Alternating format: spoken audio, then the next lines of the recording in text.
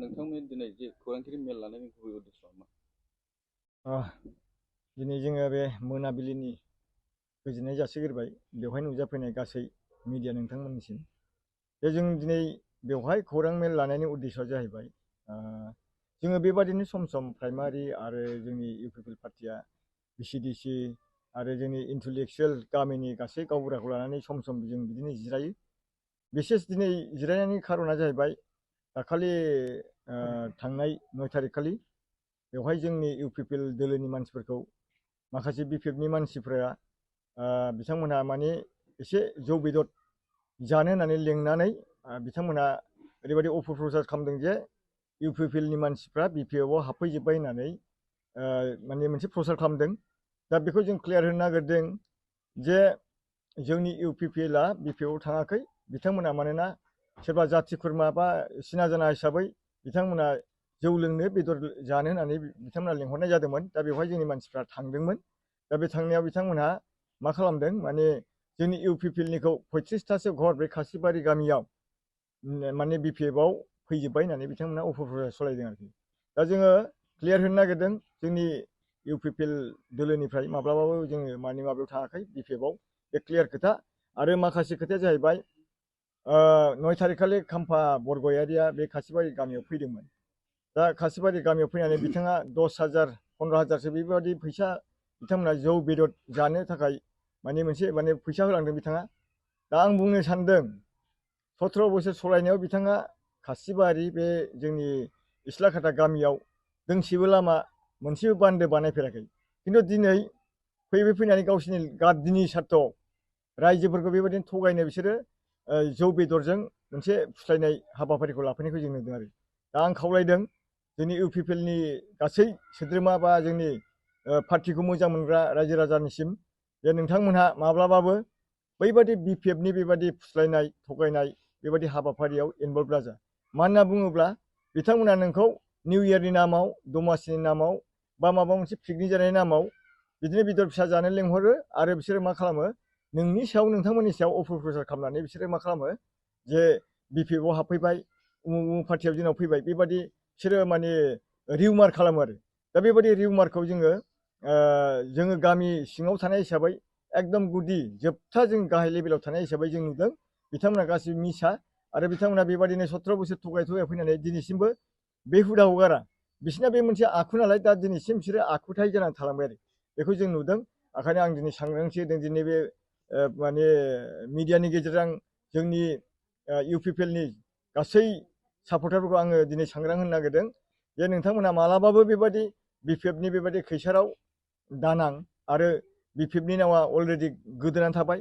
बेबादि गोदोनाय समाव गोदोहांहांआव नोंथांमोना गावहा बाहाय आगान हैनानै बे नाव गाखोनानै आरो बिपदखौ गावबा गाव बजबनानै लानाय जागोन आं बेखौ सानदों आरो।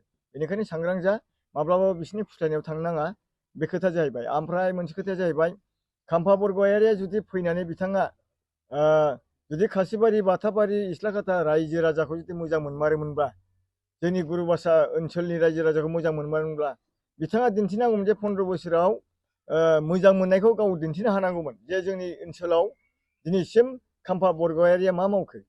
जोंथ' नुदों जेबो गैया। खाम्फा बरगयारिनि बिथांनि खुनु मोनसे फेरलेब नेरसोनबो जोंनाव गैया। दा बेनिखायनो जों सानदों बे मोनसे गासै फल्स। बिथाङा माने फैगौ एमपि बिसायख'थियाव गाव माने देरहासार जानो थाखाय आरो बेबादिनो रायजोफोरखौ माने थगाय माने गाव गादिनि लुबैनो थाखाय नैबेबादि हाबाफारिखौ लाफैदों। आं बेखौनो दिनै थोंजोङै बुंनो नागिरदों खाम्फा बरगयारि बिथांनिसिमबो बेबादि मिसलेट रायजो राजाखौ जाहाथे दा खालामबाय थाथों। मानो होनना बुङोब्ला जोङो बैफोरबादि गोदो दुर्निति, दादागिरि, जाख्ल'नाय आरो बेबादिनो रायजोफोरखौ माने थगाय माने गाव गादिनि लुबैनो थाखाय नैबेबादि हाबाफारिखौ लाफैदों। आं बेखौनो दिनै थोंजोङै बुंनो नागिरदों खाम्फा बरगयारि बिथांनिसिमबो बेबादि मिसलेट रायजो राजाखौ जाहाथे दा खालामबाय थाथों। मानो होनना बुङोब्ला जोङो बैफोरबादि गोदो दुर्निति, दादागिरि, जाख्ल'नाय सोख्ल'नायखौ जोङो मोजां मोनैयाव इउपिपिएल पार्टिया फैनानै जोङो परिबर्तन होननानै जों खामानि मावदों आरो परिबर्तना दिनै जागासिनो दं। मानो होनना बुङोब्ला जों परिबर्तननि नामाव बहुद गोबां खामानि मावबाय। सान्थिनि मुङाव जों सान्थि गोबां खामानि मावबाय। दिनैसिम मानसि सासे थैला जोंनि दा बिटिआर सरकाराव। परिबर्तना ओरैबायदि जाबाय बै समाव जायनाखि माने जोङो राननाय बेबस्था बेफोर थिग नङामोन। दिनै जोङो हाजार हाजार अरुनदय स्किम होनो हादों। जों मोनगासिनो दं। आंनि बिसिडिसियाव 500थानिबो बारा अरुनदय स्किमखौ जों रानना होनो हाबाय आरो आंनि बिसिडिसियाव 700थानिबो बारा जों स्किम मावबाय गासै PMAY ओमफ्राय खासा हाउस बेनिफ्राय आवाज प्लास गासै लानानै जों गोबां न'बो मावना होनो हाबाय आरो जोंनाव स्किमा ओरैबादि लिरबाबो लिरख'लायनो हायो जोङो बिटिआरनिफ्राय स्टेट गभर्नमेन्टनिफ्राय जोङो मानगोनां प्रमद बर' चिफ सारनिफ्रायबो जोङो गोबां लामा मोननो हादों आरो जोंहा जयन्त बसुमतारी मानव गेदेर जोंहा MLA दं सासे बिथांनि अननायावबो जोङो दिनै मोजां मोजां स्किमफोरखौ लाबोदों।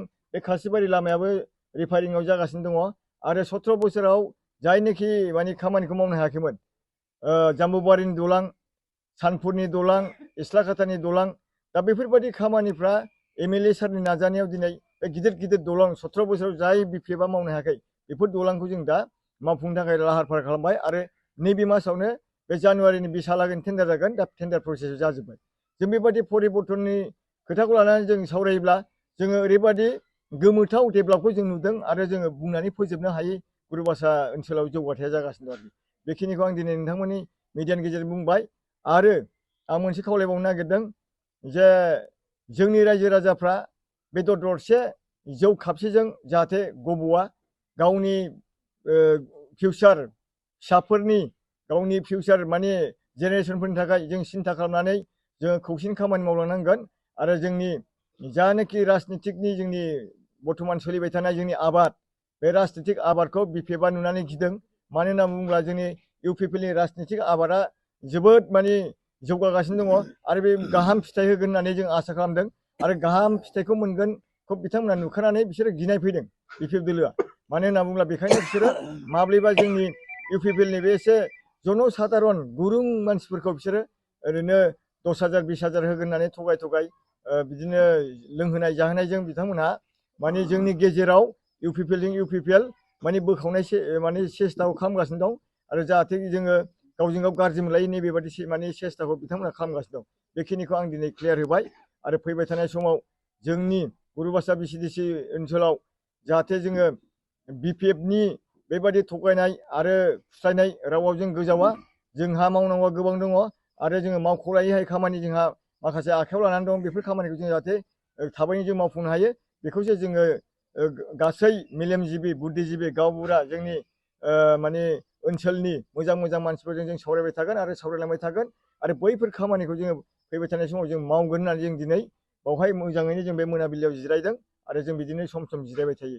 बेखिनिखौ आं बुंबाय आरो जोंनि बे फैबाय थानाय समाव जाहाथे UPPला आं खावलायहरदों गुरुबासा BCDC गुरुबासा प्राइमारिखौल' आं बुङाखै जाहाथे नैबेबादि बांसावनाय बाथ्रायाव जोंनि UPPनि मानसिफ्रा गावजों गाव सन्देह थानाय जिनिसखौ गारनांगौ। बेवहाय जों दा खासिबारि फैनाय नुदों बे मिसा खोथा जोब खासिबारिनि मानसिया रावबो सासेबो BPFआव थाङाखै आरो आं दिनै माने प्रमानबो होनो हागोन जायफोरनाखि बिथांमोनहा जौ लोंनो बेदर जानो होननानै लिंहरजादोंमोन बिथांमोनहा आंजोंनो दंफैयो। बिथांमोनावनो जोङो स्पस्ट सोंनानै लानो हागोन बिथांमोनखौ मा हिसाबै लिंहरामोन आरो BPFआ दिनै जोंखौ मा हिसाबै बिदि रिमार्क खालामखो बे खोथाखौ आं दिनै नोंथांमोननि मिडियानि गेजेराव आं क्लियार होबाय।